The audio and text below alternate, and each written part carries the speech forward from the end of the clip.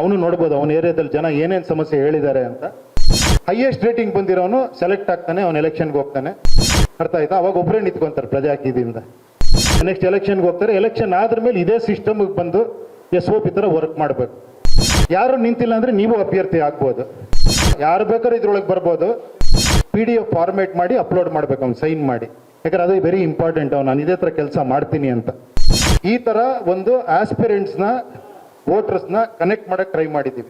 Open ಮಾಡಿ ನೋಡಿ. ಇದೆಲ್ಲ ಮುಂಚೆ ಗೊತ್ತಿದೆ ನಿಮಗೆ. ರಾಜಕೀಯ ಒಡೆದು ಪ್ರಜಾಕೀಯ, ದ ರಿಯಲ್ ಪ್ರಜಾಕೀಯ ಅಂತ, ದ ರಿಯಲ್ ಪ್ರಜಾಕೀಯ ಅಂತ, TRP ಅಂತ ಹಂಗೂ ಅನ್ಕೊಬೋದು. ಅಂದರೆ ಇದುವರೆಗಿದ್ದ ಪ್ರಜಾಕೀಯ ರಿಯಲ್ ಅಲ್ಲ ಅಂತ ಅನ್ಬೋದು. ಬಟ್ ನನ್ನ ಪ್ರಕಾರ ಇದ್ರ ಮೇಲೆ ನಿಮಗೆ ಗೊತ್ತಾಗುತ್ತೆ ಇದು ರಿಯಲ್ ಪ್ರಜಾಕೀಯ ಅಂತ. ನನಗೂ ಏನಂದರೆ ನಿಮಗೆಲ್ಲ ಗೊತ್ತು, ಸ್ಟಾರ್ಟ್ ಮಾಡಿದಾಗಿಂದ ನಾನು ಏನೇನು ಫೇಸ್ ಮಾಡಿದೆ ನೀವೆಲ್ಲ ನನ್ನ ಜೊತೆಲೇ ಇದ್ದೀರಾ, ನೋಡಿದ್ದೀರಾ. ಈ ಆ್ಯಪ್ನ ಡೆವಲಪ್ ಮಾಡಿದವರು, ನನ್ನ ಜೊತೆ ಡೇ ಆ್ಯಂಡ್ ನೈಟ್ ವರ್ಕ್ ಮಾಡಿದವರು ಇವರೇ ಎಲ್ಲ ಯಂಗ್ಸ್ಟರ್ಸು. ತುಂಬ ಜನ ಡಿಸ್ಕಸ್ಸು ಮಾಡಿದ್ದೀನಿ. ಸೊ ಥ್ಯಾಂಕ್ ಯು ಅಂತ ಹೇಳಕ್ಕೆ ಇಷ್ಟಪಡ್ತೀನಿ ಇವರಿಗೆಲ್ಲ. Thank you very much. Thank you ಅಮ್ಮ. Thank you.